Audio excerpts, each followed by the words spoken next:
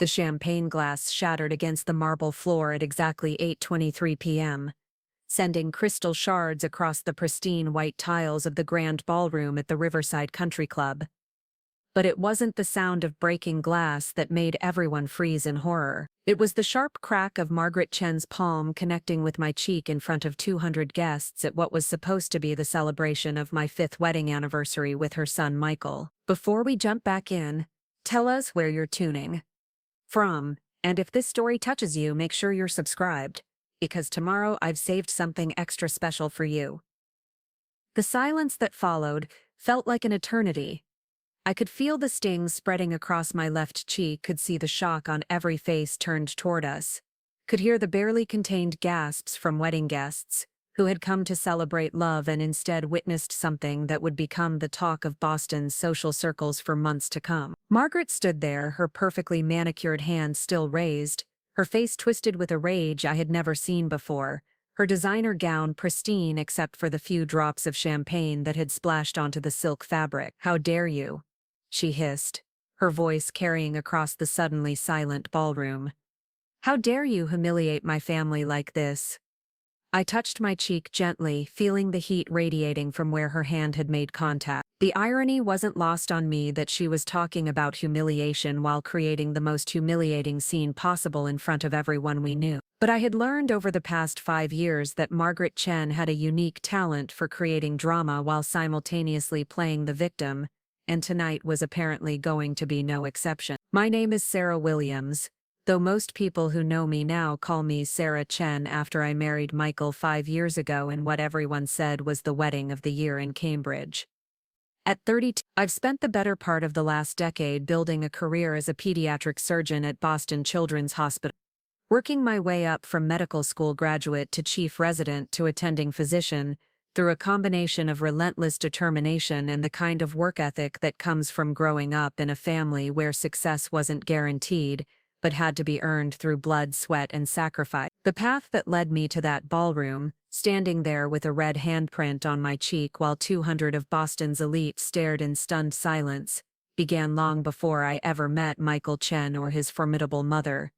It started in a small town called Millfield in western Massachusetts, population 4,200, where my father Tom Williams worked double shifts at the paper mill and my mother Linda cleaned houses for wealthy families in nearby Lenox to keep our family afloat financially while putting 3 kids through school. Growing up, our house was the smallest on Maple Street, a modest ranch-style home with aluminum siding that my father had painted himself every few years to keep it looking respectable. The roof leaked during heavy rains, forcing us to strategically place buckets around the living room, and the heating system was so old and inefficient that we wore sweaters indoors throughout the winter months to keep the electric bill manageable. My clothes came primarily from the clearance racks at the outlet mall or from yard sales that my mother scoured every Saturday morning, searching for brand name items that looked almost new. But what we lacked in material wealth, my parents made up for in ambition for their children and an unwavering belief that education was the key to a better life. My mother would drive 40 minutes each way to the library in Pittsfield twice a week,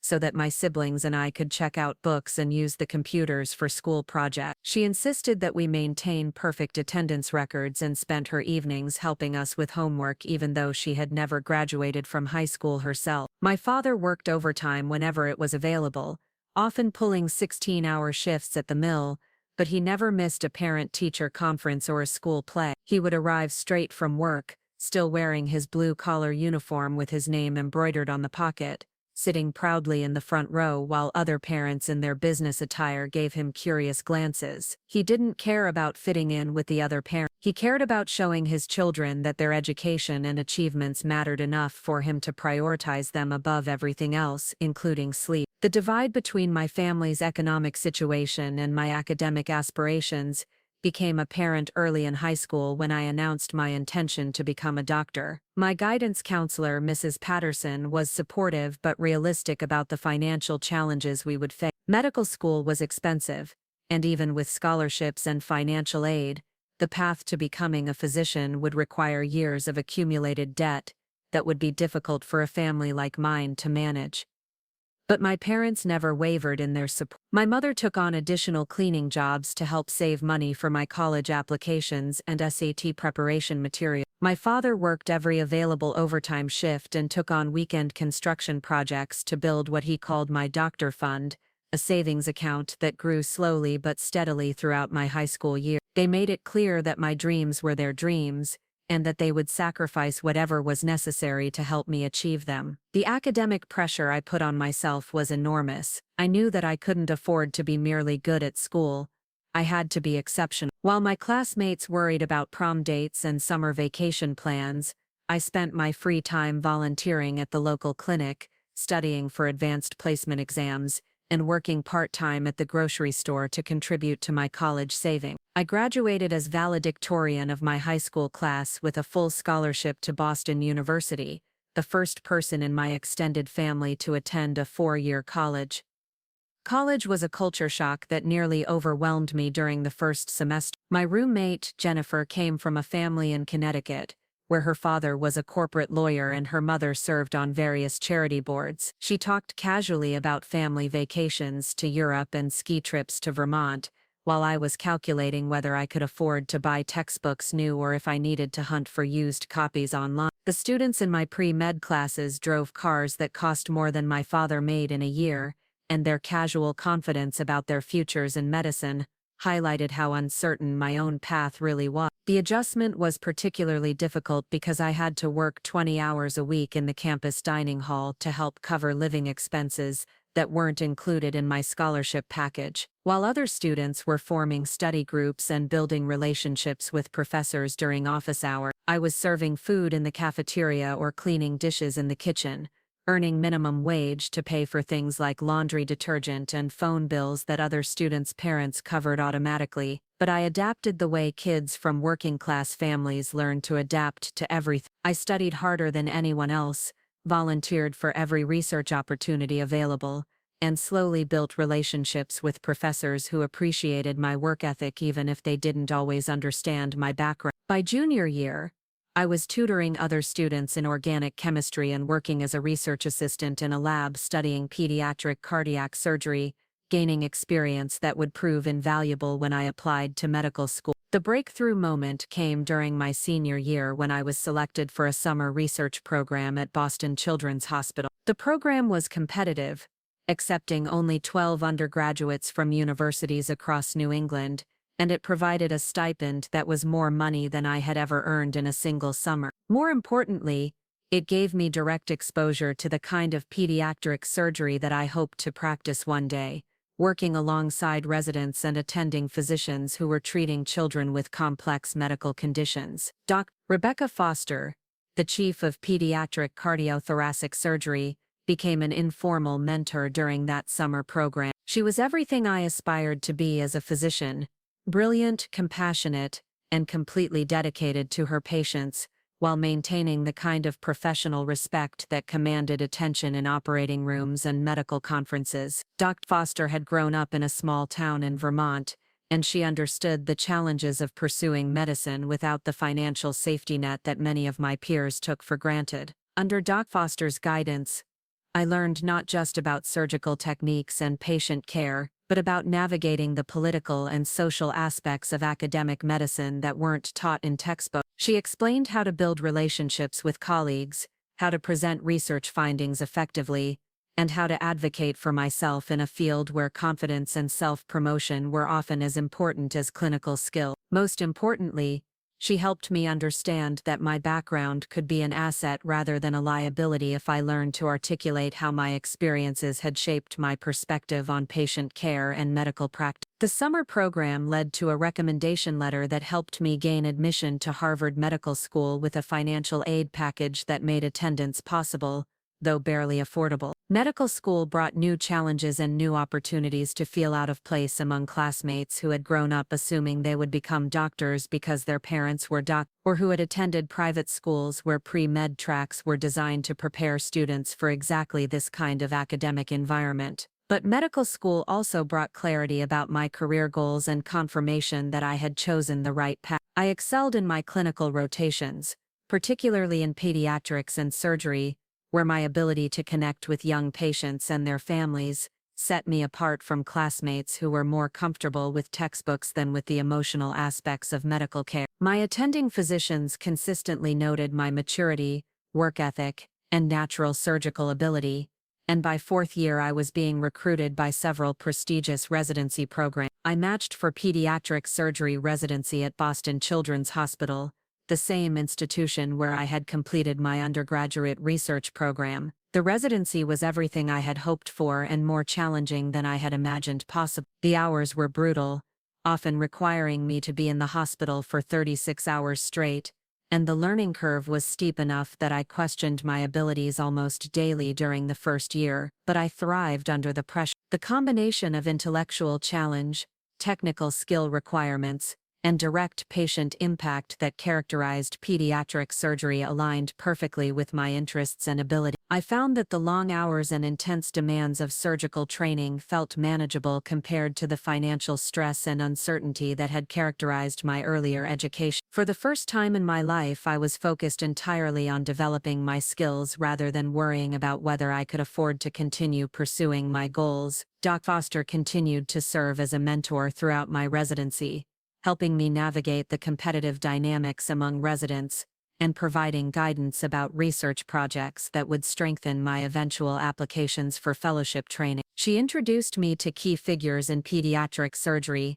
and helped me understand the unwritten rules of academic medicine that weren't obvious to someone from my background. By my third year of residency, I was consistently ranked among the top residents in my program, and had published several research papers on pediatric cardiac surgery tech. I was invited to present my research at national conferences, and was being encouraged by multiple attending physicians to pursue subspecialty fellowship training in pediatric cardiothoracic surgery, which would position me to become the kind of surgeon I had always aspired to be. It was during this period of professional growth and increasing confidence that I met Margaret Chen at a medical conference in Chicago. I was presenting research on minimally invasive approaches to pediatric heart surgery when I noticed someone in the audience asking particularly insightful questions about surgical techniques and patient outcome. After my presentation, he approached me to continue the discussion, introducing himself as a cardiology fellow at Massachusetts General Hospital,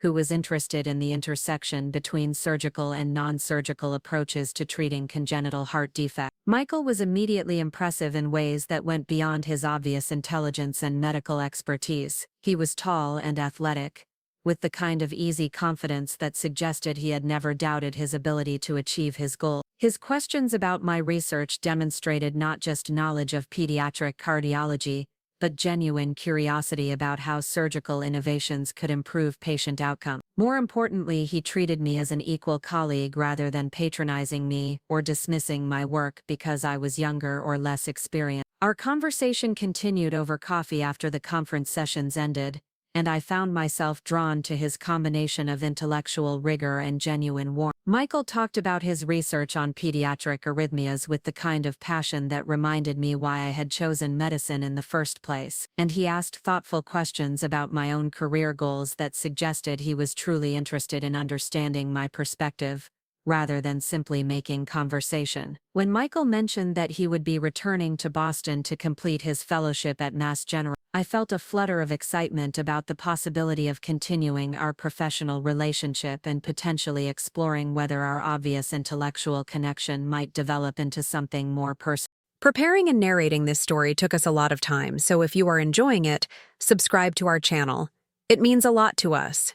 Now back to the story. Michael's career was also advancing rapidly. He had established himself as one of the most promising young cardiologists at Mass General, and was being recruited for leadership positions that would significantly increase his influence within the medical community. Our professional success created a foundation for grudging acceptance from Margaret, who seemed to appreciate that our marriage was not interfering with either of our career trajectories. The relationship improved further when Michael and I purchased a house in Brookline, a significant step up from our previous apartment, and a clear indication that we were building financial stability and establishing ourselves as permanent members of Boston's medical community. Margaret began making occasional positive comments about our achievements, and seemed more comfortable, including us in social events with their friends and colleagues. However, the underlying tension never fully disappeared. Margaret's acceptance of me remained conditional and somewhat superficial, based more on external validation of our success than on genuine appreciation for my character or contribution to Michael's happiness. I learned to navigate family gatherings and social situations with careful attention to her moods and preferences, but I never felt truly welcomed or valued as a daughter-in-law. The most significant test of our family relationships came when Michael and I began discussing starting a family of our own. I was approaching 30 and felt ready to take on the challenges of balancing parenthood with a demanding surgical career, while Michael was equally excited about the prospect of becoming a father. We had built a strong foundation for marriage and established ourselves professionally in ways that would allow us to provide financial security and stability for children. When we announced my pregnancy to both families, the responses were dramatically different. My parents were thrilled and immediately began planning ways to help with childcare and support, despite the geographical distance between Boston and Millfield. Margaret's reaction was more complex, combining excitement about becoming a grandmother with continued concerns about cultural traditions and family values that might influence how we raised our children.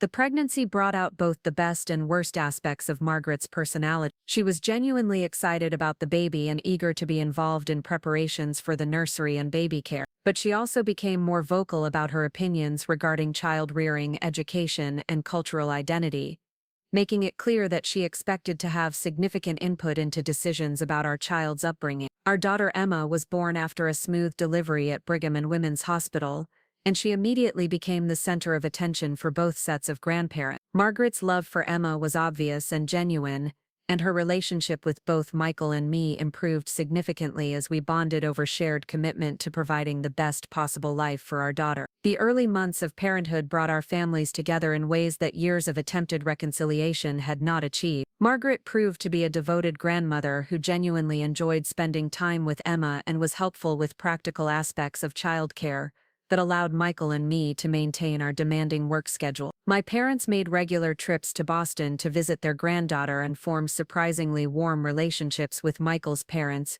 based on shared grandparent duties and mutual devotion to Emma. For the first time since our engagement, I felt like we had achieved genuine family harmony that was based on love and shared values rather than just polite tolerance. Margaret began treating me with warmth that felt authentic rather than strategic, and she made efforts to include me in family traditions and decision-making that had previously been reserved for blood relatives. The positive family dynamics continued through Emma's first few years, creating stability and support that enriched our marriage and made parenthood more enjoyable than we had dared to hope. Margaret babysat regularly, attended every milestone and celebration, and developed a kind of close relationship with Emma that we had hoped for when we decided to start a family. As our 5th wedding anniversary approached, Michael suggested that we celebrate with a large party that would bring together our families, medical colleagues, and friends to mark both our marriage and our success in building fulfilling lives and careers in Boston. The idea appealed to me because it would provide an opportunity to showcase how well our marriage had turned out despite the early family skepticism, and it would allow us to express gratitude to the people who had supported us through the challenges of medical training and early career development. The anniversary party planning became a family project that brought out Margaret's considerable skills in event organization and social coordination. She threw herself into the preparations with enthusiasm that suggested genuine pride in our marriage and excitement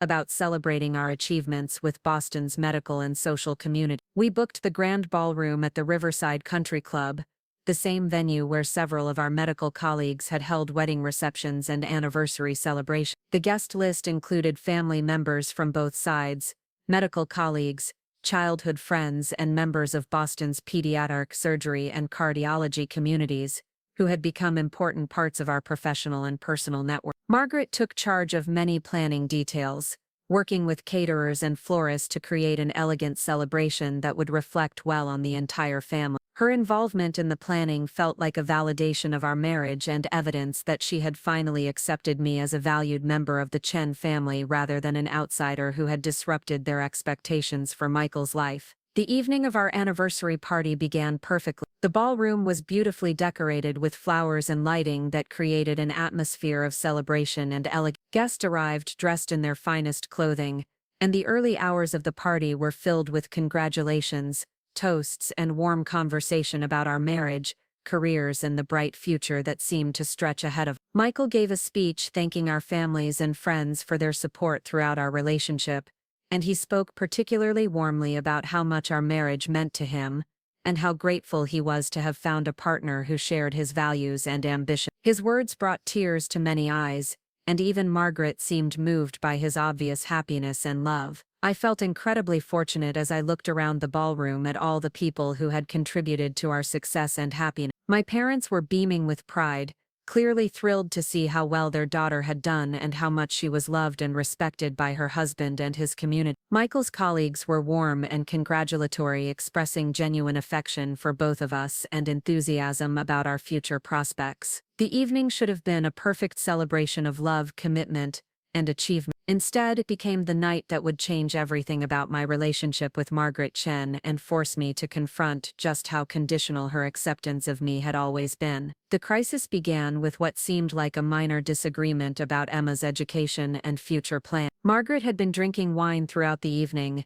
and as the party progressed, she became more vocal about her opinions and less careful about diplomatic expression of her views. During a conversation with several other guests about child-rearing and education, she made comments about the importance of maintaining cultural identity and ensuring that Emma understood her Chinese heritage. The comments themselves weren't particularly problematic, but the tone suggested that she believed Michael and I weren't adequately prioritizing Emma's cultural education. When I attempted to explain our approach to raising Emma with appreciation for both sides of her heritage, Margaret became increasingly argumentative and dismissive of my perspective. The conversation escalated when Margaret suggested that Emma should attend Chinese language school and participate in cultural activities that would connect her more deeply with her father's background. When I mentioned that we were also planning to expose Emma to my family's traditions and values, Margaret made a comment about the relative importance of different cultural influences that felt dismissive of my own heritage and family background. Other guests began to notice the tension in our conversation, and Michael intervened to try to redirect the discussion toward less controversial topics. But Margaret seemed determined to press her point about Emma's cultural education, and she became increasingly personal in her criticism of what she saw as my failure to properly appreciate the importance of Chinese traditions and values. The breaking point came when Margaret accused me of being selfish and culturally insensitive in my approach to raising Emma. Her voice was raised enough that nearby conversations stopped, and people began staring at our obviously heated exchange. I tried to respond calmly and diplomatically, suggesting that we could discuss Emma's education privately rather than at our anniversary party. Margaret's response was swift and shocking. She threw the contents of her champagne glass in my direction, and then, as I stood there dripping and stunned, she slapped me across the face with enough force that the sound echoed across the suddenly silent ballroom. The humiliation was immediate and overwhelming. 200 guests witnessed the attack, including medical colleagues whose respect was crucial to my career, family members who had traveled to Boston to celebrate with us, and friends who would undoubtedly share the story throughout Boston's social network. The physical sting of the slap was nothing compared to the emotional devastation of being publicly humiliated by my husband's mother at what was supposed to be a celebration of our marriage. As I stood there with champagne dripping from my dress and my cheek burning from Margaret's slap, I realized that all the progress I thought we had made in our relationship had been an illusion. Margaret's acceptance of me had always been superficial and conditional, and when her true feelings emerged under the influence of alcohol and social pressure, the result was public humiliation that would be impossible to forget or forgive. Michael's face went completely white as he processed what had just happened. His mother stood there breathing heavily, her hand still raised as if she might strike again, while I remained frozen in place with champagne still dripping from my hair onto the marble floor. The silence in the ballroom was deafening, broken only by the soft clink of crystal as servers stopped mid-motion, unsure whether to continue their duties or retreat from what was clearly a family crisis unfolding in the most public way possible. "Mother, what have you done?" Michael's voice was barely above a whisper, but in the absolute quiet of the room, every word carried clearly to the guests who were standing in shocked clusters, some with their phones already out, undoubtedly capturing images and videos that would spread across social media within hours. The humiliation was expanding exponentially with each passing second, and I could feel the weight of 200 pairs of eyes examining my response to this unprecedented situation. Margaret's chest was rising and falling rapidly, and her face had taken on a mottled red color that suggested she was as shocked by her own actions as everyone else in the room. But instead of apologizing or showing any sign of remorse, she pointed her finger directly at me and declared in a voice loud enough for everyone to hear, she needed to understand that some things cannot be tolerated. Some disrespect cannot be ignored. The accusation hung in the air like a toxic cloud, and I could see guests exchanging confused glances as they tried to understand what had prompted such an extreme reaction. Most of them had missed the escalating argument about Emma's cultural education, so from their perspective, Margaret had seemingly attacked me without provocation during what should have been a joyful celebration of our marriage. Rebecca Foster, my mentor and colleague from Boston Children's Hospital, was the first person to break from the crowd and approach us. She handed me her cocktail napkin to wipe the champagne from my face and spoke directly to Margaret in the kind of authoritative tone she used with difficult parents in the pediatric ICU. "Mrs. Chen, I think you need to step outside and collect yourself. This behavior is completely inappropriate." Margaret turned her attention to Dr. Foster with the same fury she had directed at me moments earlier. "Don't you dare tell me what's appropriate in my own family. This woman," she gestured dramatically in my direction, "has been undermining our traditions and poisoning my son against his heritage for years. Someone needed to put her in her place." The false narrative that Margaret was constructing in real time was breathtaking in its audacity and cruelty. She was rewriting the history of our relationship to cast herself as the victim and me as some kind of manipulative outsider who had been systematically destroying the Chen family from within. The worst part was watching some of the guests who didn't know us well beginning to nod along with her version of events, as if her passionate delivery somehow validated her claims. Michael finally found his voice and his backbone. He stepped between his mother and me, creating a physical barrier that forced Margaret to look directly at him rather than continuing to glare at me with undisguised hatred. "Mother, you need to stop this right now. You're embarrassing yourself and destroying our family in front of everyone we care about. Sarah has done nothing wrong and your behavior tonight is inexcusable." The confrontation between mother and son was painful to witness, particularly in such a public setting. Michael's loyalty to me was absolute and unwavering, but I could see the anguish in his eyes as he faced the reality that his mother had just committed an act that would be impossible to forgive or forget. Margaret had forced him to choose between his wife and his family in the most dramatic way possible, and she seemed genuinely surprised that he was choosing me. "You're defending her over your own mother?" Margaret's voice was shrill with disbelief and wounded pride. "Michael, this woman has changed you. The son I raised would never have spoken to me this way. She's turned you against your own family." James Chen, who had been standing motionless in shock since the slap occurred, finally stepped forward to try to manage the crisis his wife had created. He took Margaret's arm gently but firmly and spoke in a low voice that was clearly intended to de-escalate the situation. "Margaret, we need to leave, now.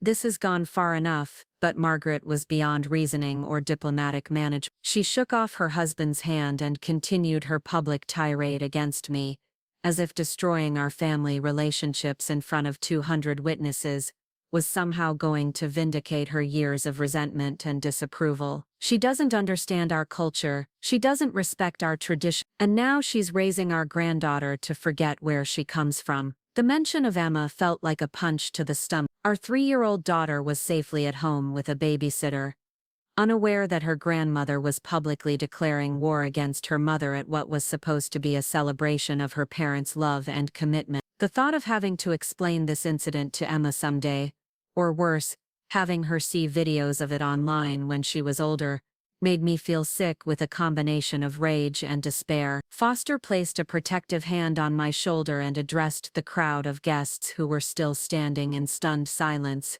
many of them holding drinks and appetizers as if unsure whether the party would continue or whether they should quietly make their exit. I think everyone should give the family some privacy to work this out. Perhaps we could move to the terrace while they resolve this situation. The suggestion was reasonable and well-intentioned, but it also highlighted the impossibility of containing the damage that had already been done. Our anniversary party, which was supposed to be a celebration of love and success, had become a public spectacle that would be discussed in medical circles and social networks for months to come. The professional reputation I had spent years building was now associated with a family drama that made me look either like a victim of abuse or a troublemaker who had somehow provoked an attack. Several guests began moving toward the terrace, but many others remained clustered in small groups, clearly reluctant to miss any additional drama that might unfold. Their fascination with our family crisis was understandable but humiliating,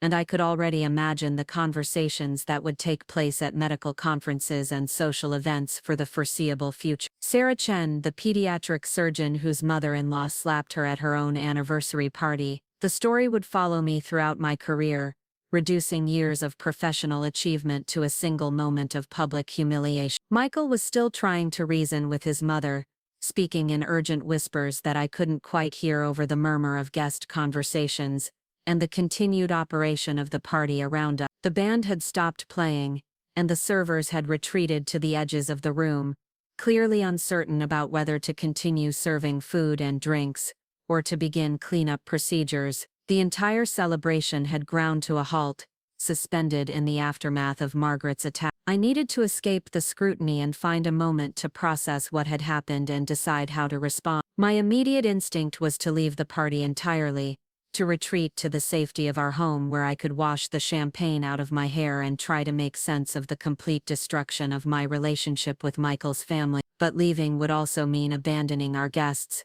many of whom had traveled significant distances to celebrate with us, and it would give Margaret's narrative even more credibility by making me appear to be running away from confrontation. Doc Foster seemed to understand my dilemma without any explanation needed. She guided me toward a quiet corner of the ballroom where we could speak privately while still remaining visible to the crowd, preventing any additional speculation about my response to the attack. Her presence was enormously comforting, both because of our professional relationship and because she represented the medical community that had become my chosen family in Boston. "Sarah, you need to know that everyone who knows you understands that this attack was completely unprovoked and unacceptable," she said quietly, keeping her voice low enough that nearby guests couldn't overhear our conversation. "Margaret Chen's behavior tonight reflects on her character, not yours. Don't let her rewrite the narrative about what happened here." Her words were kind and supportive, but they also highlighted the reality that narrative control would be crucial in determining how this incident affected my professional and personal relationships going forward. Margaret had already begun constructing a story in which I was the villain who had somehow deserved public humiliation,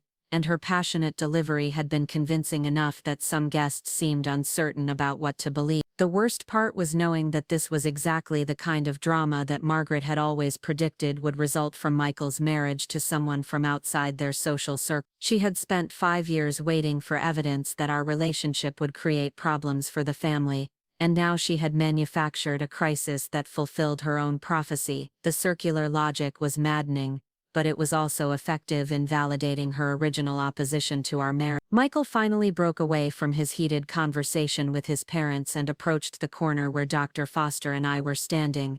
His face was grim, and his usually perfect posture had collapsed into the slouched shoulders of someone carrying an unbearable burden. He looked like a man who had just watched his family relationships implode in the most public and humiliating way possible. "I'm so sorry, Sarah. I don't know what got into her tonight. She's been drinking more than usual, and the stress of the party planning seemed to affect her judgment, but that doesn't excuse what she did. Nothing excuses what she did." His voice was filled with a combination of guilt, anger, and despair that broke my heart almost as much as Margaret's attack had. The attempt to find explanations for Margaret's behavior was understandable but ultimately irrelevant. Whether she was drunk, stressed, or simply revealing her true feelings about me didn't change the fact that she had chosen to publicly humiliate me at our anniversary party. The motivation mattered less than the impact, and the impact was devastating both personally and professionally. Michael, your mother didn't lose control tonight. She made a choice. This wasn't a momentary lapse in judgment caused by alcohol or stress. This was 5 years of resentment, finally exploding, in the most hurtful way possible. I kept my voice steady and quiet, but I wanted him to understand that Margaret's attack wasn't something that could be explained away or excused as aberrant behavior. Dr. Foster nodded in agreement with my assessment.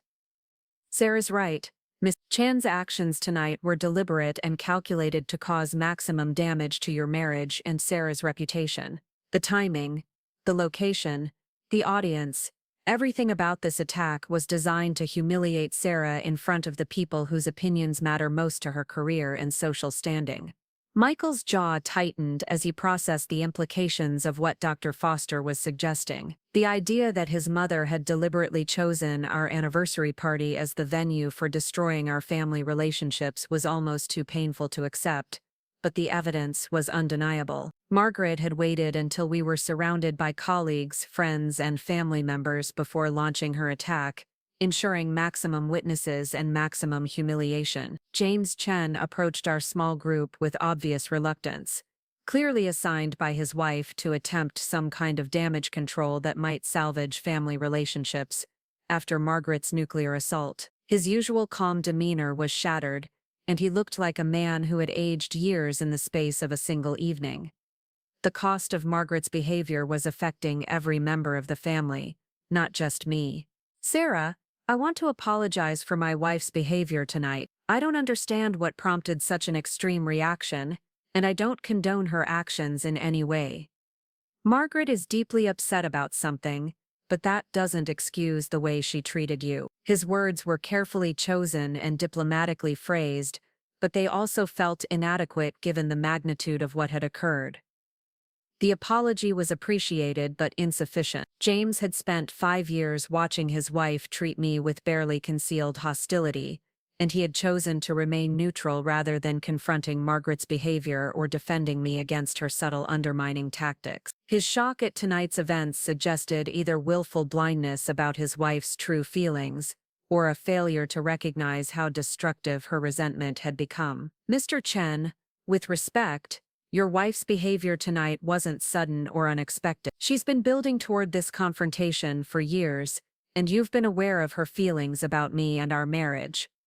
The only thing that's different about tonight is that she finally said and did publicly what she's been thinking privately. I kept my tone respectful but direct, unwilling to accept the narrative that Margaret's attack was somehow surprising or uncharacteristic. James looked uncomfortable with my assessment, but he didn't attempt to deny the accuracy of my observation. Margaret's opposition to our marriage had never been subtle, and her reluctant acceptance of me had always felt conditional and fragile. Tonight's explosion was the logical conclusion of 5 years of accumulated resentment and disapproval that had been simmering beneath the surface of our family relationship. Meanwhile, Margaret herself had moved to the center of the ballroom and was holding court with a group of guests who seemed fascinated by her version of events. From a distance, I could see her gesturing dramatically while describing what she characterized as years of disrespect and cultural insensitivity that had finally pushed her beyond her limits of tolerance. The performance was both masterful and nauseating,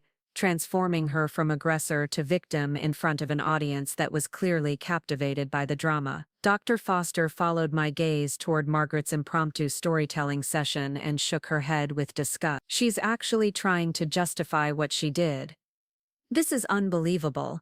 Someone needs to shut this down before she does even more damage to your reputation. The suggestion was tempting, but engaging in a public argument with Margaret would only add fuel to the fire and provide additional entertainment for guests who were already treating our family crisis like a reality television show. The best response was probably to maintain dignity and composure while allowing Margaret's behavior to speak for itself, but watching her poison people against me without defending myself required enormous self-control. Michael made the decision for all of us. He walked directly to the center of the ballroom where Margaret was still performing for her captive audience and spoke in a voice that carried clearly throughout the room. Ladies and gentlemen, I want to thank you all for coming tonight to celebrate our anniversary. Unfortunately, family tensions have created a situation that's inappropriate for a celebration, so Sarah and I will be ending the party early. We appreciate your understanding and your continued friendship.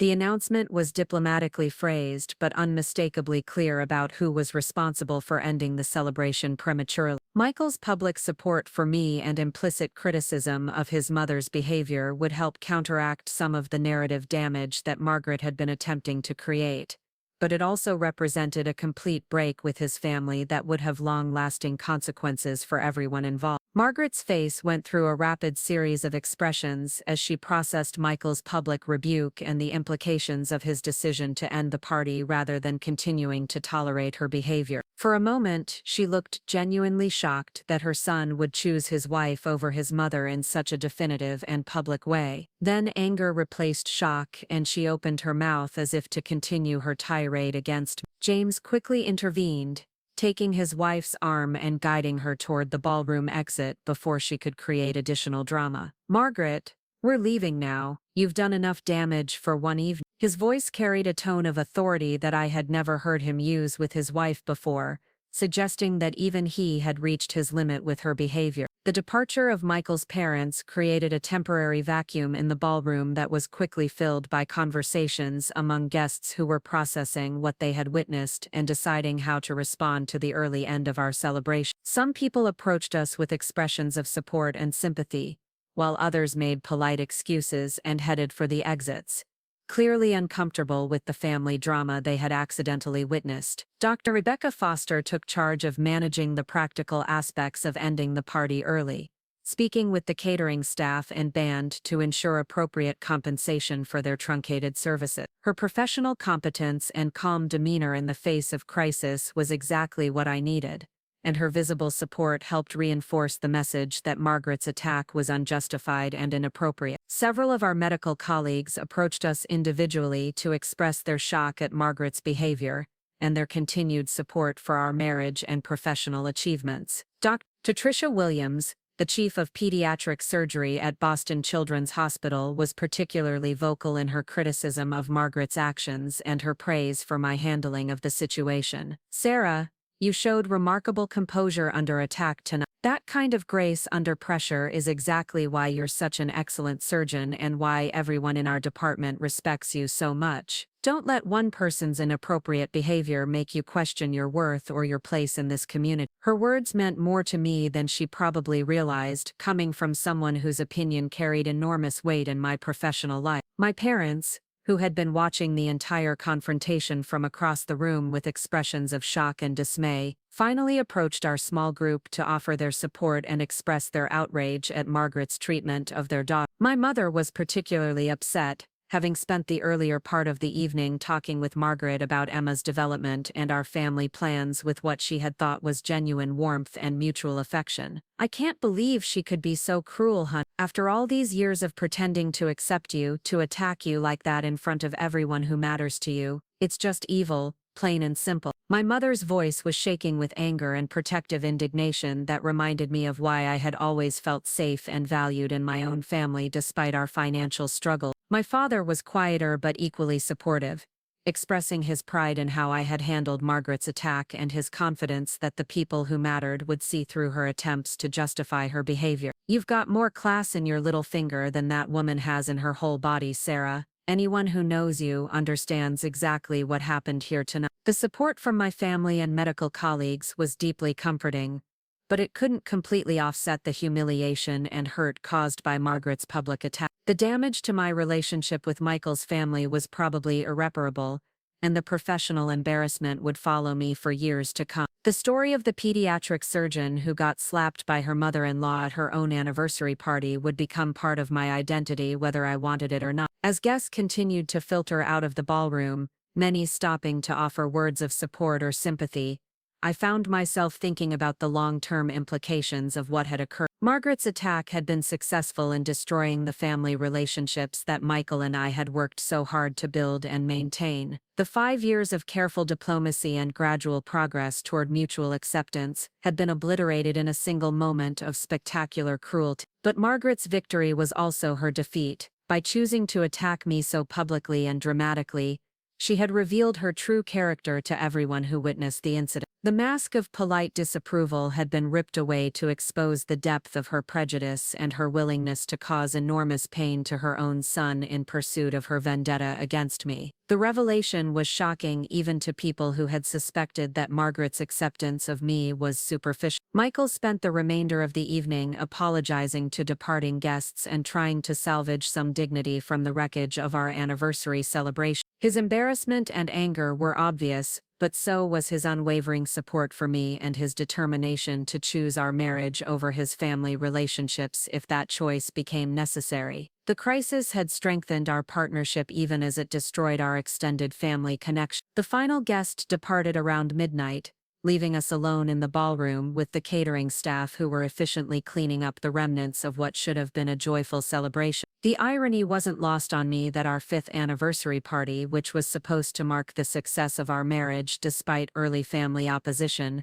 had ended with an even more dramatic family crisis that would define our relationships going forward. During the drive home, Michael and I sat in relative silence, both processing the emotional and practical implications of what had occurred. The immediate shock was wearing off, replaced by a complex mixture of anger, sadness, and determination to protect our marriage and our daughter from the toxic dynamics that Margaret had injected into our family life. I don't think I can forgive her for this, Sarah. Not just for attacking you, but for doing it so publicly, so calculatedly, in front of everyone we care about. She wanted to destroy you, and she wanted an audience for it. That's not something you do to someone you consider family. Michael's voice was steady but filled with a cold fury that I had never heard from him before. The realization that Margaret's attack had probably ended Michael's relationship with his parents was both satisfying and sad. I had never wanted to come between Michael and his family, despite their treatment of me over the years, but Margaret had forced that choice through her own actions, and Michael's loyalty to our marriage was absolute and unquestioning. What do we tell Emma about tonight? She's going to ask why everyone looks upset when we pick her up from the babysitter. The practical question of managing our daughter's exposure to family drama was already weighing on my mind, along with all the other challenges that would result from Margaret's attack. We tell her that Grandma Margaret made some poor choices tonight, and that she won't be spending time with our family for a while. Emma's too young to understand the details, but she's old enough to recognize that something significant has changed in our family relationship. Michael's response was thoughtful and protective, prioritizing Emma's emotional well-being over any obligation to maintain relationships with his parents. As we pulled into our driveway in Brookline, I found myself thinking about the long journey that had led from a small town in western Massachusetts to this moment of family crisis in one of Boston's most prestigious neighborhoods. The contrast between my humble origins and my current professional success had always been a source of pride and motivation. But tonight it felt like the gulf between my background and Margaret's expectations had finally proven unbridgeable. The house was quiet when we entered, with Emma sleeping peacefully in her bedroom and the babysitter reading in our living room, unaware that our family relationships had imploded during the few hours she had been watching our daughter. The normalcy of our home environment felt surreal after the drama and humiliation of the evening, but it also reminded me of what really mattered in our lives. After paying the babysitter and checking on Emma, Michael and I finally had a chance to talk privately about what had happened and what our response should be. The conversation was difficult and emotional, touching on years of accumulated frustration with Margaret's behavior and the painful realization that our attempts at reconciliation had been based on false hope rather than genuine change in her attitude toward me. I keep thinking about all the times I made excuses for her behavior, all the times I told you that she just needed more time to adjust to our marriage. I was so naive about who she really is and what she's capable of. Michael's self-recrimination was painful to hear, particularly because I had also held on to hope that Margaret's acceptance of me would eventually become genuine rather than strategic. The attack at our anniversary party had shattered illusions that both of us had maintained about the possibility of building authentic family relationships with Michael's parents. Margaret's mask had finally slipped completely, revealing the depth of her hostility toward me and her willingness to cause enormous pain to her own son in pursuit of her personal vendetta. As we prepared for bed in the early hours of the morning, I found myself thinking about revenge. The word felt foreign and uncomfortable, since I had always prided myself on taking the high road in difficult situations and focusing on positive goals rather than negative impulses. But Margaret's attack had been so public, so calculated, and so cruel that the desire for retribution felt both natural and justified. The problem was finding an appropriate response that would satisfy my need for justice without compromising my own values or professional reputation. Margaret had chosen to attack me at a moment and location designed to cause maximum damage to my social and professional standing.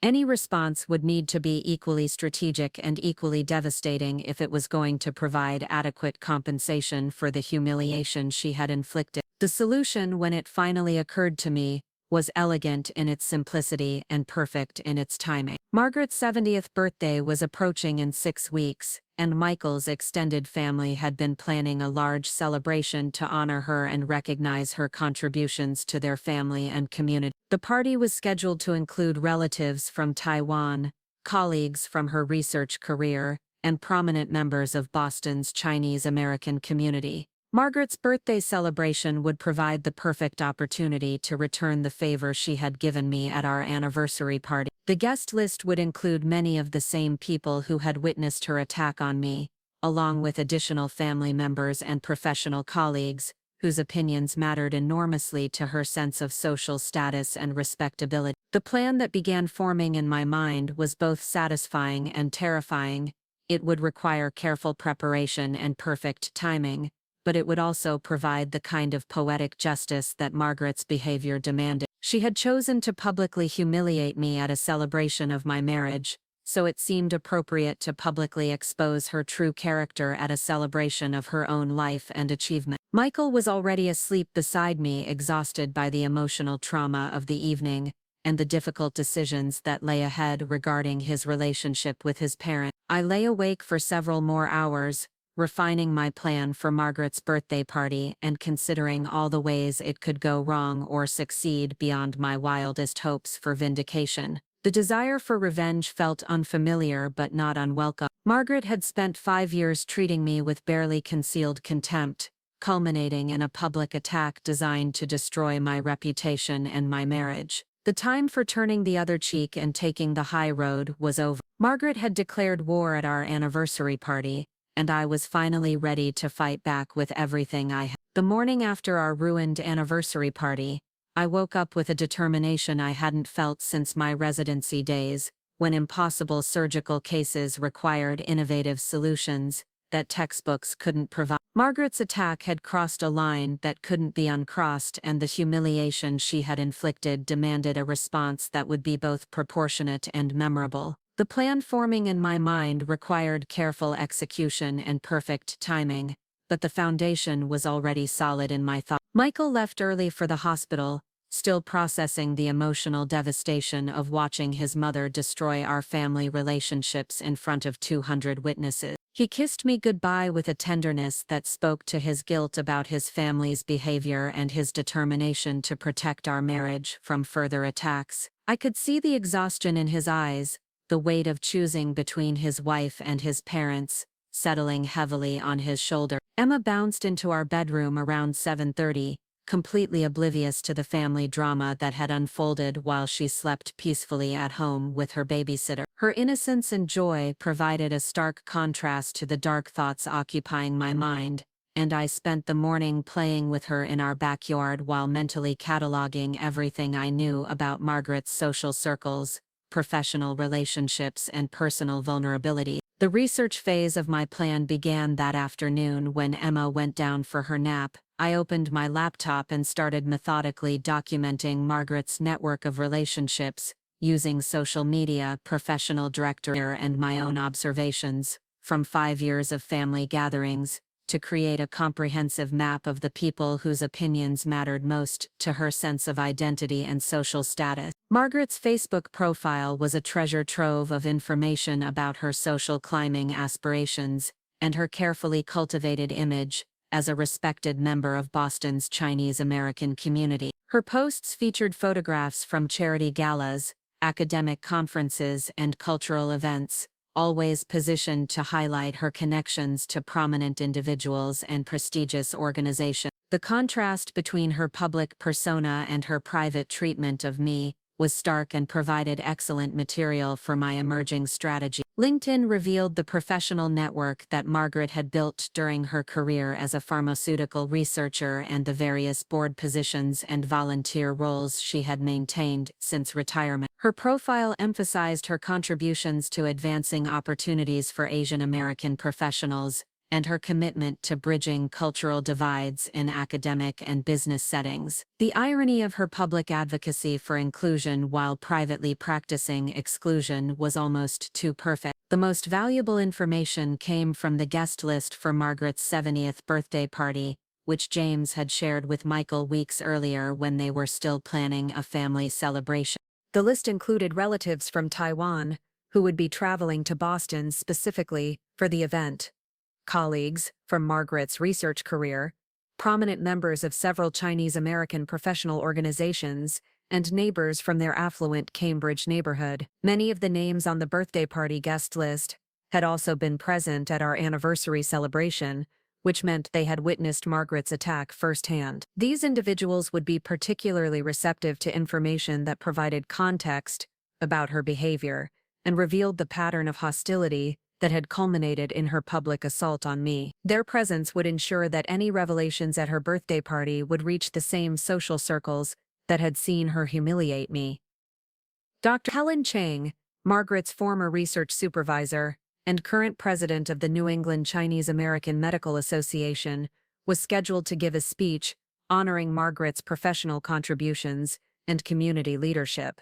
Chang had been present at our anniversary party and had looked genuinely shocked by Margaret's behavior, approaching me afterward to express her dismay at such an unprofessional public display. The guest list also included Margaret's sister Linda, who lived in California and rarely visited Boston, but was making the trip specifically for the milestone birthday celebration. Linda had always been warmer toward me than Margaret, and during previous family gatherings, she had made subtle comments suggesting that she found her sister's treatment of me unnecessarily harsh and unwelcoming. Several of Margaret's colleagues from her volunteer work with immigrant services organizations would also be attending, including people who had worked with her on initiatives designed to help new Americans integrate into professional and social communities. The cognitive dissonance between Margaret's public advocacy for immigrant inclusion and her private rejection of me based on class prejudice would be particularly striking to this audience. The plan crystallizing in my mind involved creating a presentation about Margaret's life and achievements that would initially appear to be a loving tribute from her devoted daughter-in-law. The presentation would begin with genuine praise for her professional accomplishments and community contributions, establishing credibility and drawing the audience into what they expected to be a celebration of her character and value. But the presentation would gradually shift to reveal the private Margaret that her public admirers had never seen. Using carefully selected examples and documented incidents, I would illustrate the gap between her public persona as an advocate for inclusion and her private practice of exclusion based on social and economic prejudice. The revelation would be devastating precisely because it would come from someone who should have been her most loyal defender. The key to making the plan work would be timing and tone. The presentation needed to maintain the appearance of genuine tribute for long enough to capture the audience's complete attention and lower their defenses against criticism of the guest of honor. The transition from praise to revelation had to be subtle enough that listeners wouldn't immediately recognize the shift, but dramatic enough that the final impact would be unmistakable. I spent the next several days gathering materials for the presentation, including photographs from family gatherings, where Margaret's body language and facial expressions clearly showed her discomfort with my presence. I had dozens of images from holiday celebrations, birthday parties, and other family events, where Margaret appeared warm and engaging with other family members, while maintaining obvious distance from me. The documentation of Margaret's treatment of me over the years was extensive and damning. I had kept detailed records of her comments and behavior patterns, initially hoping to find ways to improve our relationship, but ultimately creating a comprehensive archive of her hostility and prejudice. The evidence included email communications, witnessed conversations, and specific incidents that illustrated her systematic attempts to undermine my position within the family. One particularly revealing exchange had occurred during Emma's first birthday party,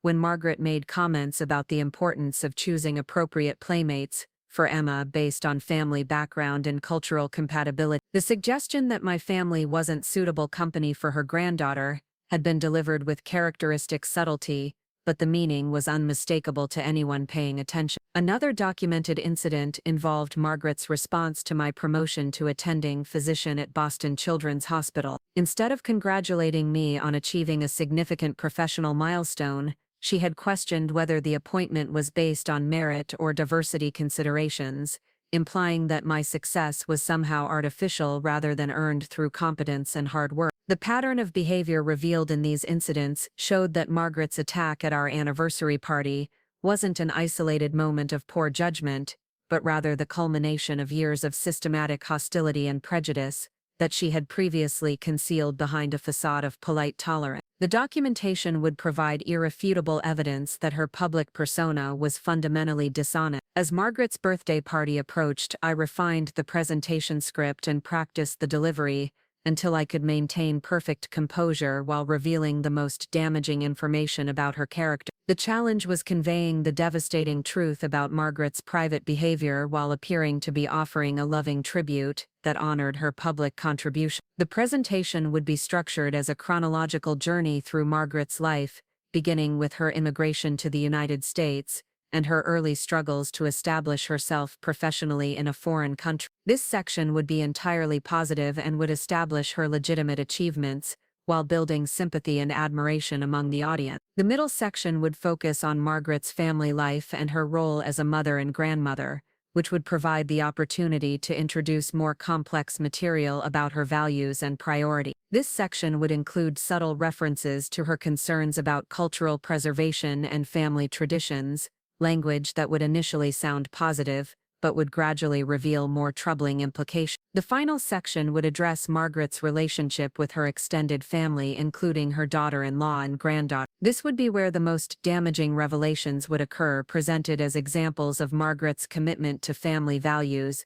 that would gradually expose the prejudice and hostility underlying her behavior. The beauty of the plan was that Margaret herself would be unable to object to the presentation without appearing ungrateful for what would initially seem like a generous tribute from her daughter-in-law. By the time the damaging material emerged, she would be trapped by social expectations that required her to accept whatever I chose to say about her character and relationship. Michael remained unaware of my plans for his mother's birthday party, primarily because I knew his natural inclination would be to discourage any form of retaliation that might escalate family conflict. His approach to dealing with his mother's behavior was to maintain distance and dignity while avoiding confrontations that could make the situation worse. My approach was more direct and considerably more aggressive. The invitations to Margaret's birthday party had been sent weeks before our anniversary celebration, when family relationships were still functional and everyone expected the event to be a joyful milestone celebration. The timing meant that most guests would attend despite the recent family drama, creating the perfect audience for my presentation about Margaret's true character. James called Michael several times during the weeks following our anniversary party,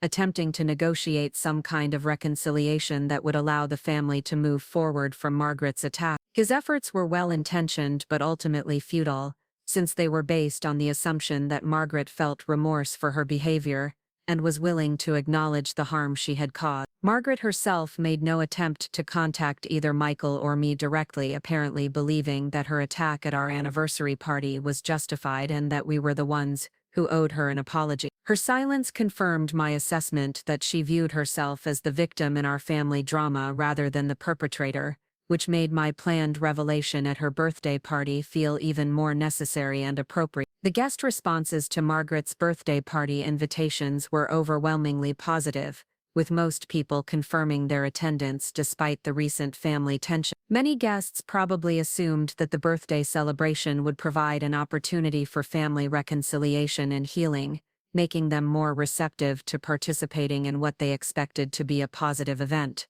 Helen Chang contacted me directly to ask if I would be comfortable attending the party given the recent tensions with Margaret. Her concern was touching and provided an opportunity to reassure her that I was looking forward to the celebration and had prepared special remarks to honor Margaret's contributions to our family and community. The conversation helped establish expectations that my participation would be gracious and appropriate.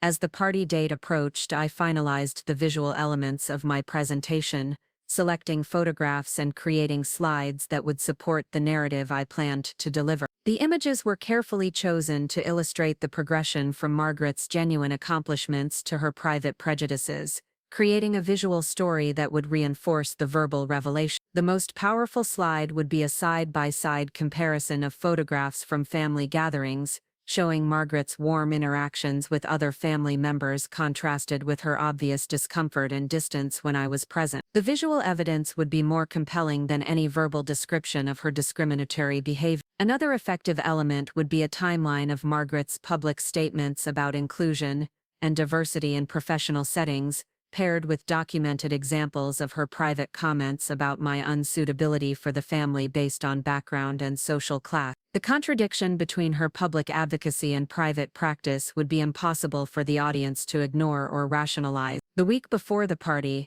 Margaret called Michael to discuss logistics and express her hope that our recent family difficulties wouldn't overshadow her special celebration. The conversation was awkward and tense, with Margaret attempting to maintain normal family dynamics while avoiding any acknowledgement of her role in creating the current crisis. Michael told me about the call afterward, noting that his mother seemed genuinely surprised by his continued anger about her behavior at our anniversary party. Her apparent inability to understand the lasting damage caused by her public attack suggested a level of social tone deafness that made her particularly vulnerable to the kind of public revelation I was planning. The final preparations for my presentation included rehearsing the delivery until I could maintain perfect emotional control while revealing the most damaging information about Margaret's character. The challenge was appearing sincere and loving while systematically dismantling her reputation in front of the people whose respect mattered most to her. I practiced the presentation multiple times, experimenting with pacing and emphasis to maximize the emotional impact on the audience. The goal was to create a gradual realization among listeners that what they were hearing wasn't actually a tribute but rather an exposé of Margaret's private character masked as family appreciation. The night before the party, I laid out my outfit carefully, choosing clothing that would project professionalism and respectability while avoiding anything that might distract from the content of my presentation. The goal was to appear as the loving daughter-in-law, honoring her husband's mother rather than as someone seeking revenge for past humiliation. Michael asked several times if I was certain about attending his mother's party, given the recent tensions and the likelihood that the event would be emotionally difficult for both of us. I reassured him that I felt ready to face Margaret and her social circle, and that I had prepared remarks that would appropriately honor her contributions to our family. The morning of Margaret's 70th birthday party dawned clear and bright, perfect weather for what promised to be an unforgettable celebration. I woke up feeling calm and focused, like a surgeon preparing for a complex operation that required steady hands and unwavering concentration. The months of preparation had led to this moment, and I was ready to deliver the performance of my lifetime. Emma was excited about attending her grandmother's party, oblivious to the undercurrents of family tension that would be present throughout the celebration. Her innocent enthusiasm provided a reminder of what was really at stake in our family relationships and strengthened my resolve to protect her from Margaret's toxic influence. The party was being held at the Cambridge Yacht Club, an elegant venue that reflected Margaret's aspirations to social status and her desire to impress the distinguished guests who would be attending her milestone celebration. The setting was perfect for my purposes, providing a formal atmosphere that would lend gravity and credibility to whatever remarks were made about the guest of honor. As we drove to the venue, Michael seemed nervous about the potential for additional family drama, but he was also clearly committed to supporting me through what would inevitably be a difficult evening. His loyalty and love had been unwavering throughout our marriage, and I knew that whatever happened at his mother's party, we would face the consequences together. The yacht club was already bustling with activity when we arrived, with guests gathering in the main dining room and staff making final preparations for the evening's program. Margaret was holding court near the entrance, receiving well-wishers and accepting congratulations on reaching her 70th birthday milestone. She was dressed impeccably in a deep blue silk dress that complemented her silver hair and expensive jewelry, every detail carefully chosen to project an image of refined elegance and social sophistication. Her smile was radiant as she greeted arriving guests, and she appeared to be genuinely enjoying the attention and celebration surrounding her special day. Margaret's greeting to Michael was warm but strained, reflecting the ongoing tension in their relationship following her attack at our anniversary party. Her acknowledgement of my presence was cooler but polite, suggesting that she was making an effort to maintain appropriate social behavior in front of her guests. The early portion of the party proceeded smoothly, with cocktails and appetizers served while guests mingled and renewed acquaintances with people they might not have seen for months or years. The atmosphere was festive and celebratory, exactly what Margaret had hoped for when planning her milestone birthday celebration. Helen Chang approached me during the cocktail hour to express her appreciation for my attendance despite the recent family difficulties, and to ask about the remarks I had prepared for the evening's program. I assured her that I was looking forward to sharing some thoughts about Margaret's impact on our family and her contributions to the community. Several other guests who had witnessed Margaret's behavior at our anniversary party made similar comments about their admiration for my grace in attending her birthday celebration and their anticipation of my tribute to her character and achievement. Their expectations created perfect cover for what I actually planned to deliver. As dinner was served and the formal program began, I found myself feeling surprisingly calm and focused despite the magnitude of what I was about to attempt. The months of preparation had given me confidence in my material and my ability to deliver it effectively, and the supportive presence of Michael and Emma provided emotional strength for the challenging performance ahead. James Chen served as master of ceremonies for the evening, introducing various speakers who had prepared remarks honoring Margaret's life and achievement. The early speakers focused on her professional accomplishments and community contributions, creating a foundation of respect and admiration that would make my eventual revelations more shocking and impactful. Helen Chang delivered her prepared remarks about Margaret's contributions to advancing opportunities for Asian American professionals, praising her leadership and her commitment to creating inclusive environments where talented individuals could succeed regardless of their background. The irony of these comments wasn't lost on me, given Margaret's private prejudices and discriminatory behavior. Margaret's sister Linda spoke movingly about her childhood memories and their shared journey from Taiwan to America, emphasizing Margaret's determination to succeed in a foreign country and her dedication to preserving cultural traditions while adapting to American society. The speech was genuinely touching and helped establish Margaret's legitimate achievements and admirable qualities. As the evening progressed toward my scheduled presentation, I could feel my heart rate increasing slightly, but my hands remained steady and my voice was clear when James finally introduced me as the daughter-in-law who wanted to share some personal reflections about Margaret's role in our family. I approached the podium with a warm smile and began speaking in a tone of obvious affection and gratitude, thanking Margaret for welcoming me into the Chen family and expressing appreciation for her guidance and support throughout my marriage to Mike. The opening comments were genuine and heartfelt, establishing credibility and drawing the audience into what they expected to be a loving tribute. The first section of my presentation focused on Margaret's impressive journey from Taiwan to Boston, highlighting her courage in leaving everything familiar to pursue opportunities in a foreign country and her persistence in building a successful career despite language barriers and cultural differences. Every word was truthful and respectful, creating a foundation of admiration that would make the later revelations more devastating. I spoke about Margaret's dedication to her research career and her contributions to developing medications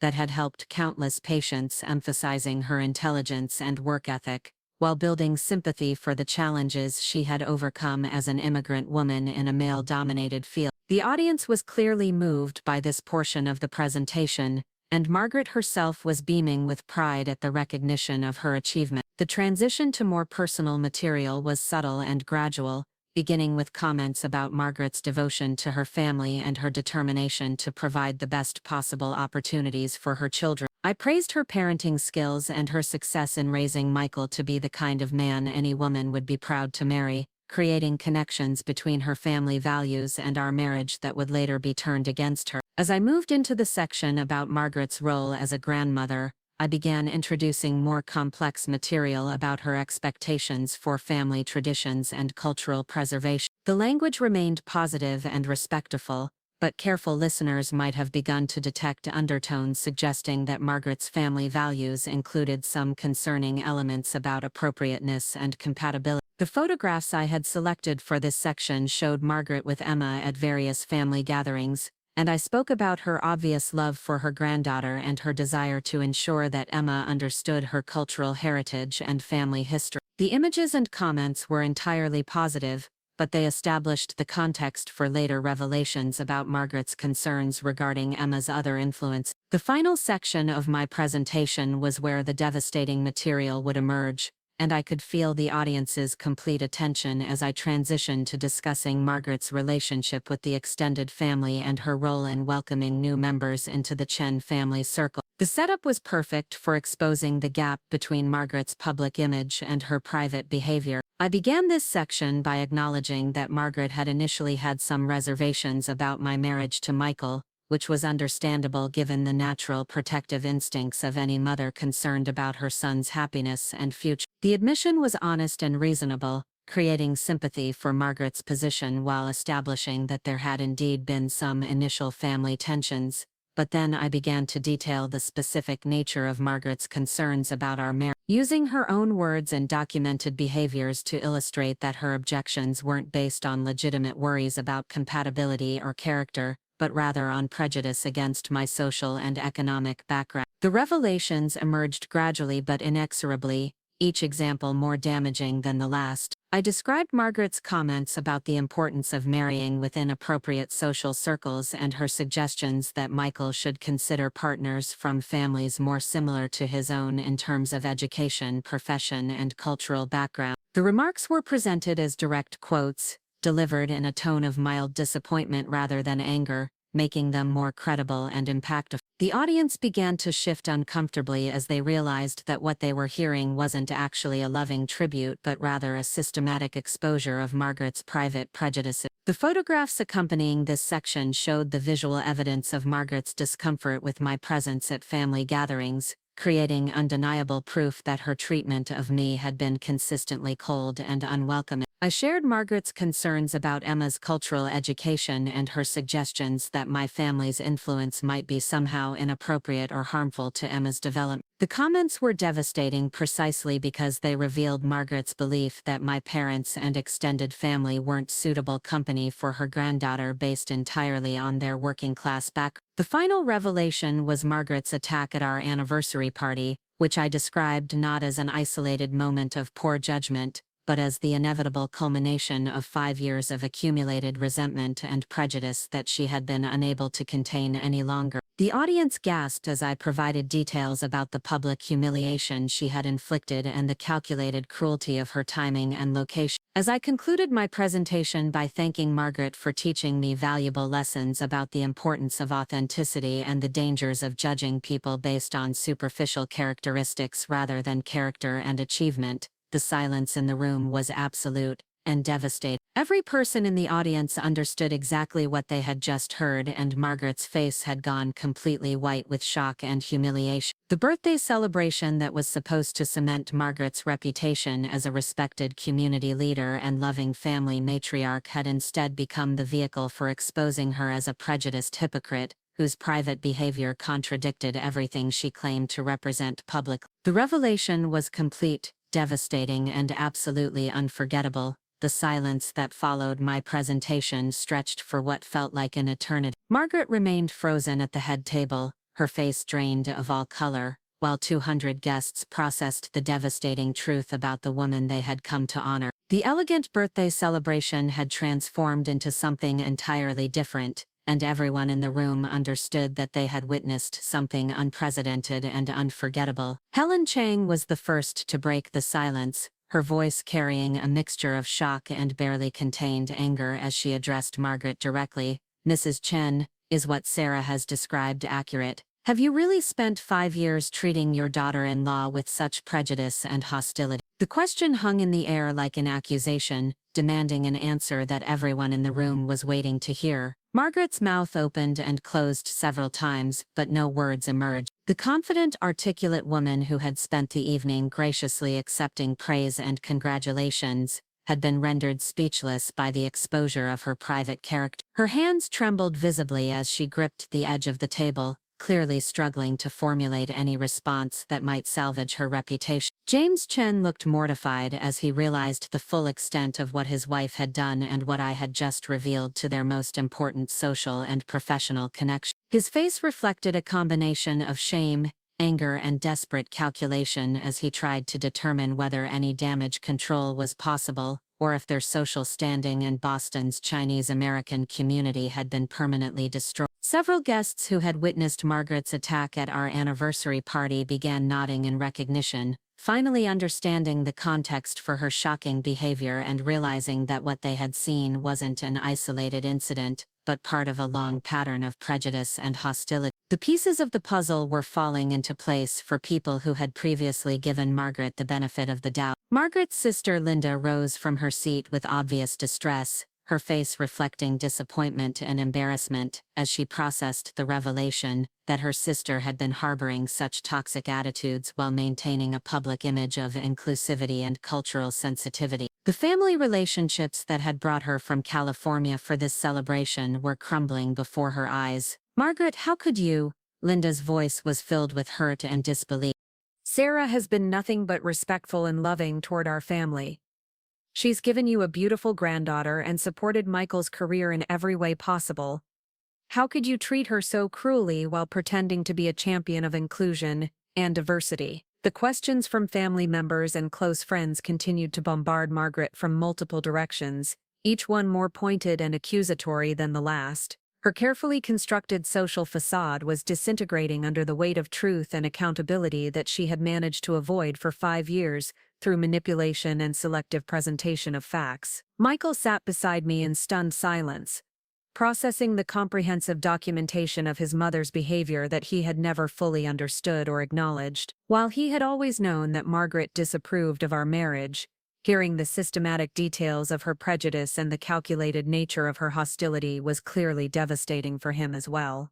Change continued her interrogation with the kind of relentless precision she brought to difficult medical cases.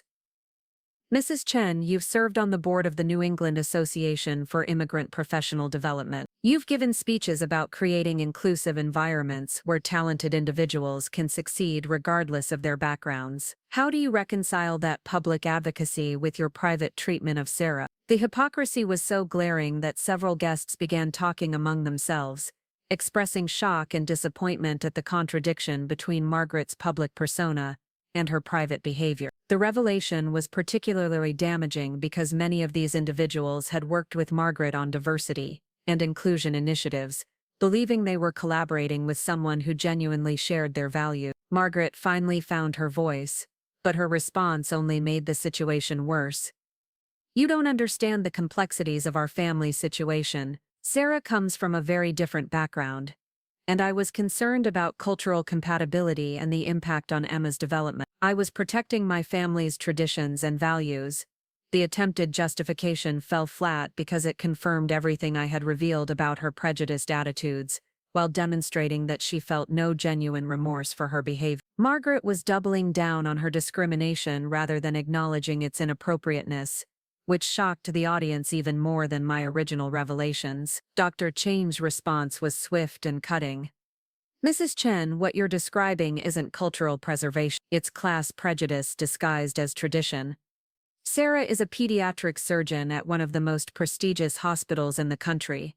She's demonstrated more character and achievement than most people in this room. Your objections to her aren't based on legitimate cultural concerns but on snobbery and social climbing." The public rebuke from someone of Dr. Chen's stature and credibility was devastating for Margaret's reputation within the medical and professional communities where she had built her identity. Chen's words carried enormous weight because of her own immigrant background and her leadership in organizations dedicated to advancing Asian American professionals. Several other guests began voicing their own disappointment and criticism, creating a chorus of condemnation that made it clear Margaret had lost the respect and support of virtually everyone present. The birthday celebration that was supposed to cement her legacy as a respected community leader had become the venue for her complete social downfall. Margaret's attempts to defend herself became increasingly desperate and incoherent as she realized that her social standing was being destroyed in real time. I've devoted my entire life to advancing opportunities for our community. I've worked tirelessly to preserve our cultural heritage and ensure that our children understand their identity and values.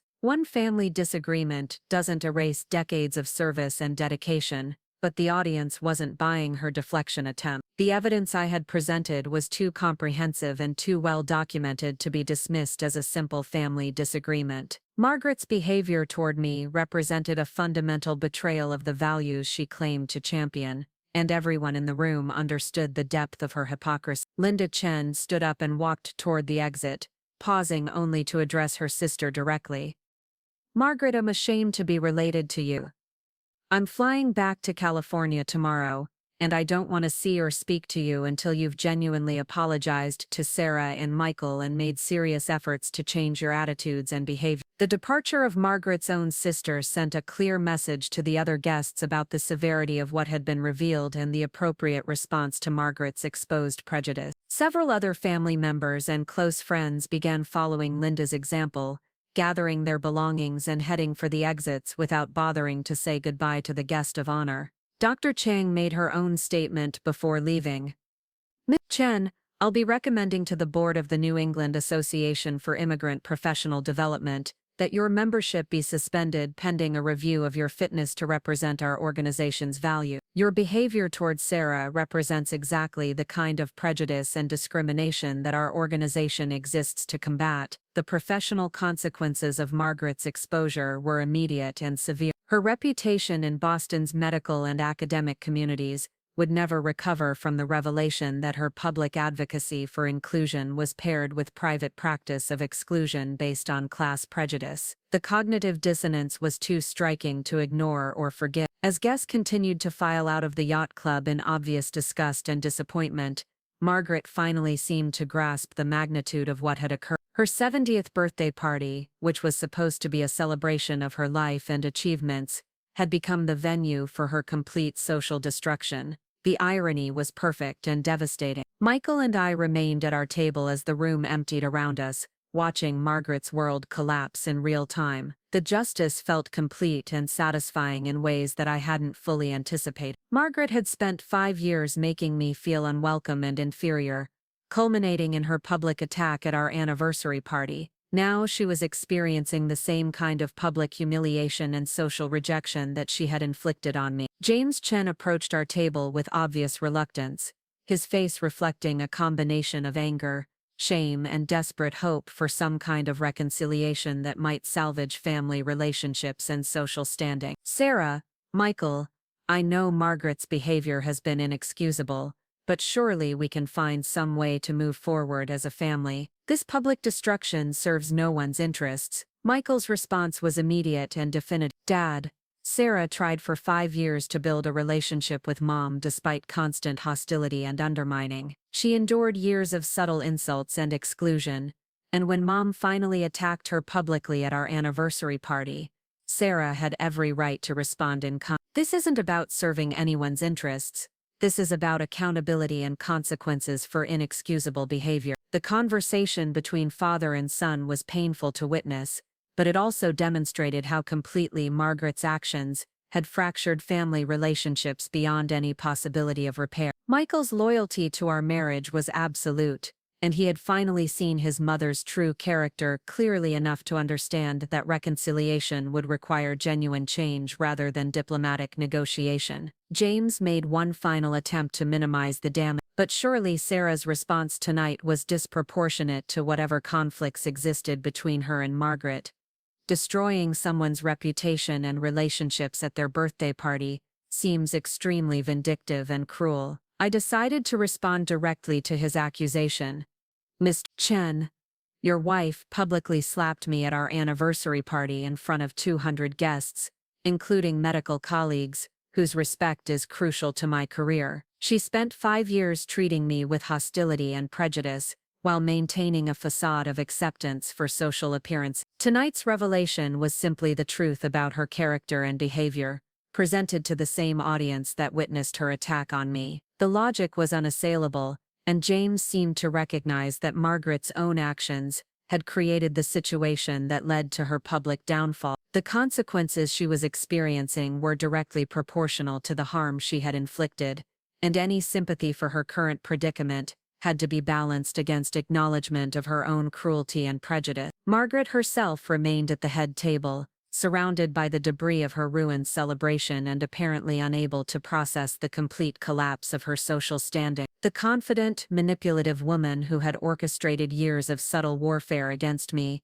had been reduced to a broken figure whose true character had been exposed to everyone who mattered in her world. The few remaining guests were staff members and venue workers, who were beginning to clean up the remnants of what had been planned as an elegant milestone celebration. The birthday cake remained untouched on its display table, a symbol of expectations that had been completely shattered by the evening's revelations. Emma had fallen asleep in Michael's arms during the later stages of the confrontation, mercifully unaware of the family drama unfolding around her. Her peaceful innocence provided a stark contrast to the adult conflicts that had consumed our relationships for years, and I felt a deep sense of satisfaction knowing that she would grow up protected from Margaret's toxic influence. As we prepared to leave the yacht club, I felt a profound sense of completion and justice. The humiliation and pain that Margaret had inflicted on me over 5 years had been fully repaid with interest. Her public exposure as a prejudiced hypocrite would follow her for the rest of her life, just as her attack on me would have followed me if left unanswered. Michael carried Emma to our car while I gathered my presentation materials and personal belongings. The evening had exceeded my most optimistic expectations for revenge and accountability. Margaret's birthday party would be remembered not as a celebration of her achievements, but as the night her true character was revealed to everyone who had previously respected and admired her. During the drive home, Michael and I sat in comfortable silence, both processing the events of the evening and the permanent changes they had created in our family relationship. The confrontation with Margaret was finally over, decided definitively in my favor through her own words and documented behavior. "I can't believe I defended her for so long," Michael said quietly as we pulled into our drive. "I knew she wasn't warm toward you, but I never understood the depth of her prejudice or the calculated nature of her hostility. I'm sorry it took something this dramatic for me to see her clearly." His apology was unnecessary but appreciated. Michael had been caught between impossible loyalties for years, trying to maintain relationships with both his wife and his mother despite their fundamental incompatibility. Margaret's public attack at our anniversary party had forced the choice that he had been avoiding, and his unwavering support for our marriage had been everything I could have hoped for. The house was quiet when we entered, and we moved through our evening routines with the satisfied exhaustion that follows the completion of a difficult but necessary task. Emma was transferred to her bedroom without waking, and Michael and I finally had an opportunity to discuss the implications of what had occurred. "What happens now?" Michael asked as we prepared for bed. "I assume my relationship with my parents is essentially over. Mom will never forgive this public humiliation, and Dad will probably side with her despite his own misgivings about her behavior." The question was practical and important, but the answer was clear. "Michael, your mother ended your relationship with your parents when she decided to publicly attack me at our anniversary party. Tonight was just the logical conclusion of choices she made years ago. I didn't destroy your family relationship. I simply revealed the truth about what those relationships actually were." The distinction was crucial for understanding the moral framework of what had occurred. Margaret had created the conflict through her own prejudice and hostility, and she had escalated it to public warfare through her attack at our anniversary party. My response had been proportionate and justified, exposing her true character to the same audience that had witnessed her assault on me. Over the following weeks, the consequences of Margaret's birthday party continued to unfold in ways that exceeded even my expectations for social and professional damage. Change followed through on her promise to recommend suspension of Margaret's membership in professional organizations, and several other boards and committees quietly asked for her resignation rather than dealing with the controversy surrounding her exposed prejudice. The story of Margaret's birthday party, spread rapidly through Boston's medical and academic communities, becoming a cautionary tale about the dangers of maintaining public personas that contradict private behavior. Margaret's fall from respected community leader to social pariah was swift and complete, with former colleagues and friends distancing themselves from association with her discriminatory attitude. Margaret made several attempts to contact Michael in the weeks following her birthday party, but her calls went unanswered and her letters remained unopened. The relationship between mother and son had been severed by her own actions, and Michael showed no interest in reconciliation attempts that didn't include genuine acknowledgement of wrongdoing and substantive changes in attitude. James Chen made his own overtures toward reconciliation,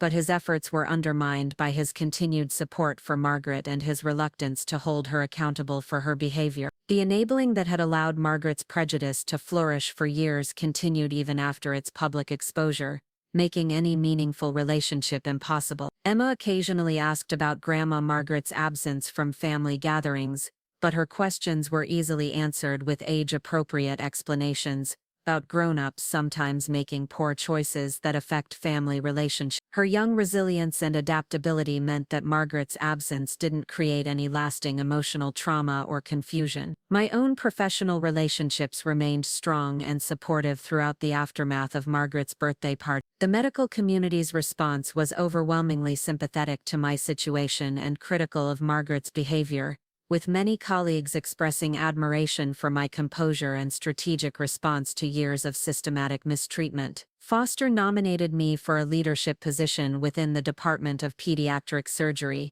citing my demonstration of grace under pressure and my ability to handle complex interpersonal challenges while maintaining professional excellence. The recognition felt like validation that Margaret's attacks had ultimately strengthened rather than weakened my standing within the medical community. 6 months after Margaret's birthday party, Michael and I received news that she had suffered a mild heart attack and was hospitalized at Mass General. The information came through James, who was clearly hoping that the medical crisis might provide an opportunity for family reconciliation and healing. Michael struggled with the decision about whether to visit his mother in the hospital, torn between his lingering love for her despite her behavior and his commitment to protecting our family from her toxic influence. After much consideration, he decided to make a brief visit to ensure her medical care was appropriate but to maintain boundaries that prevented any manipulation or false reconciliation. The hospital visit was brief and awkward, with Margaret attempting to use her illness to generate sympathy and avoid accountability for her past behavior. Michael's response was polite but firm,